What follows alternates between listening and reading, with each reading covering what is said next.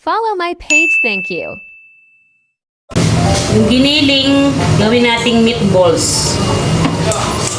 Natin ng sibuyas, isang pirasong itlog, konting harina.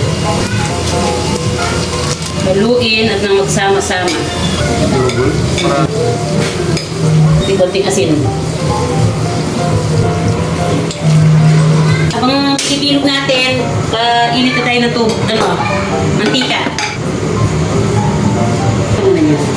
Pwede lang natin yung use oil. Nakapagbilog na tayo, ngayon ipipirito natin. Diba?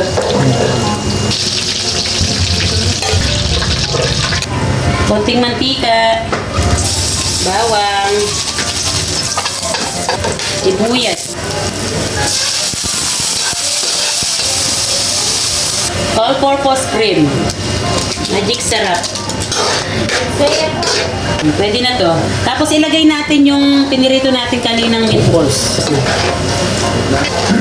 Ito yung ganyan.